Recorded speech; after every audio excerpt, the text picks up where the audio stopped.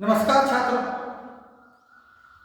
आज मैं आपको कक्षा 9वीं विषय हिंदी, इस विषय हिंदी में तीसरा जो पाठ है उसका नाम है रचना। उसकी जो रचनाकार है, तीसरा पाठ कबीर है, उसके रचनाकार हजारी प्रसाद द्विवेदी है। तो ये पाठ समाप्त हो गए और इस पाठ समाप्त होने के बाद इस पर प्रश्न कैसे पूछे जाते हैं, जैसे स्वमत अभिव्यक्ति के लिए प्रश्न पूछे जाते हैं। तो स्वमत अभिव्यक्ति पर जब प्रश्न पूछा जाता है तब उसका उत्तर कैसे लिखना चाहिए, इसके बारे में मैं आपको जानकारी देता हूं। देखो छात्रों, प्रश्न कैसा होता है? कबीर अपने साथ चलने वालों का घर जलाने की बात कहकर क्या कहना चाहते हैं? स्वमत अभिव्यक्ति लिखिए। तो उसका उत्तर कैसे लिखना चाहिए? तो छात्रों, प्रश्न फिर एक बार मैं आपको बताता हूं। कबीर अपने साथ चलने वालों का घर जलाने की बात कहकर क्या कहना चाहते हैं, समझाइए। तो छात्रों, उत्तर कैसे लिखना चाहिए?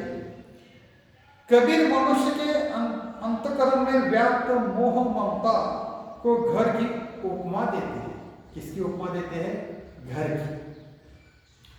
उन्होंने अपने अंतःकरण की मोह ममता का घर जलाकर ज्ञान, भक्ति और वैराग्य का मार्ग अपना लिया है। अब वे यही ज्ञान, भक्ति और वैराग्य रूपी मुराद लेकर निकल पड़े हैं।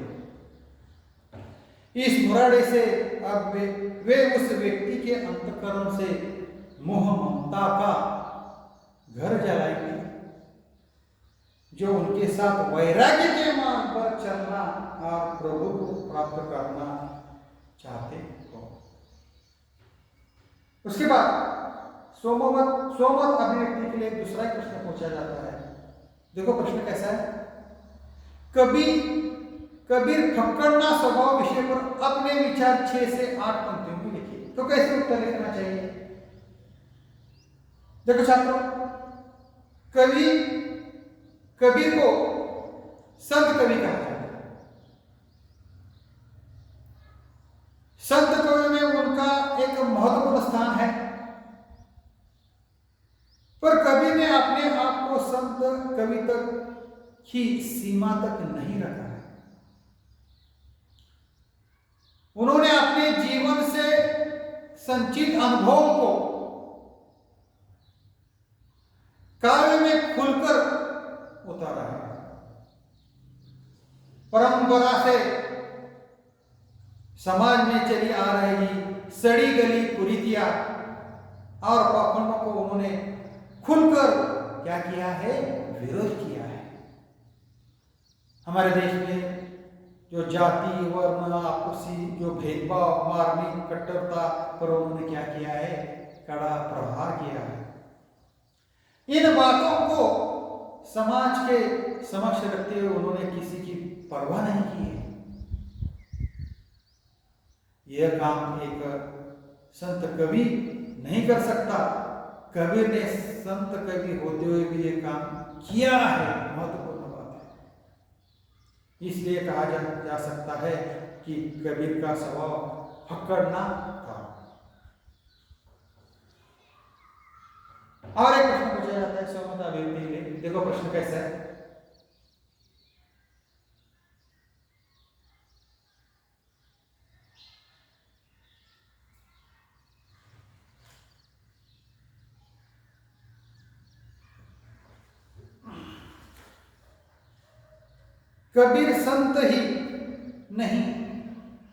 कबीर संत ही नहीं समाज सुधारक भी थे। बहुत ही महत्वपूर्ण प्रश्न है। कबीर संत ही नहीं समाज सुधारक भी थे। इसका मतलब है संत के साथ साथ वे समाज सुधारक थे। समाज के लिए उन्होंने बहुत कुछ किया है, इसलिए उनको समाज सुधारक कहा है। इस विषय पर अपने विचार लिखिए। तो कैसे उत्तर लिखना चाहिए?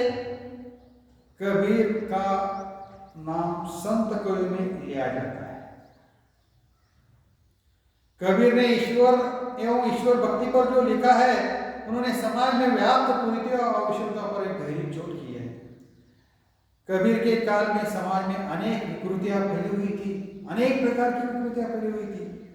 तरह तरह के अंधविश्वास प्रचलित हो रहे थे। जाति प्रथा की कुरीतियों को लोग, अनेक प्रकार के लोग त्रस्त थे। धर्म को लेकर कट्टरता का बोलबाला था। उस समय लोगों में आपसी भेदभाव जोरों पर था। तरह तरह के भांडव प्रचलित थे। कवि ने इन सब का क्या किया है? जोरदार विरोध किया है। वे सामान्य जनता से जुड़े हुए थे। समाज में व्याप्त सभी बुराइयों पर उन्होंने लाग लपेट प्रहार किया है। इस तरह कबीर ने अपने काव्य के माध्यम से समाज सुधार का महत्वपूर्ण अनमोल ऐसा कार्य उन्होंने किया है। और एक प्रश्न पूछा जाता है सोमता अभिव्यक्ति के लिए, प्रेम पाने के लिए सिर देना से कबीर का आशय स्पष्ट कीजिए। तो उत्तर कैसे लिखना चाहिए छात्रों? ईश्वर प्राप्ति दुर्लभ है। बड़े बड़े योगी तपस्वी अपने अपने ढंग से ईश्वर को प्राप्त करने का प्रयास करते हैं। वे अपना सारा जीवन तपस्या से लगा देते हैं, पर ईश्वर की प्राप्ति उन्हें भी नहीं होती। तो कबीर कहते हैं कि ईश्वर प्राप्ति का मार्ग बहुत सरल है। इस मार्ग से राजा प्रजा कोई भी ईश्वर को प्राप्त कर सकता है। यह मार्ग है ईश्वर के प्रति आत्मसमर्पण।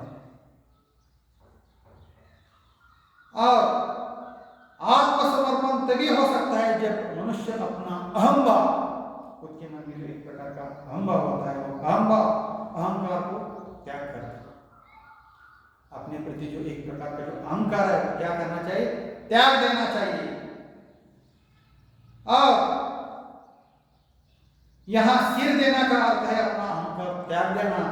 अहंकार का त्याग करने से ईश्वर की प्राप्ति का मार्ग प्रशस्त हो जाता है। इसका मतलब कबीर की विचारधारा है कि अपने मन में जो अहंकार है वो क्या करना चाहिए? नष्ट करना चाहिए, तभी हमें ईश्वर की प्राप्ति हो सकती है। देखो छात्रों, आज मैंने आपको इस पाठ पर आए हुए स्वमत अभिव्यक्ति पर कैसे प्रश्न पूछे जाते हैं और उसका उत्तर कैसे लिखना चाहिए, इसके बारे में मैंने आज आपको जानकारी दी है। और यहाँ मैं ठहरता हूँ। देखो छात्रों, इस पाठ में आए हुए जो पाठ के नीचे जो प्रश्न है, उस प्रश्न के उत्तर आप काफी में लिखिए। धन्यवाद।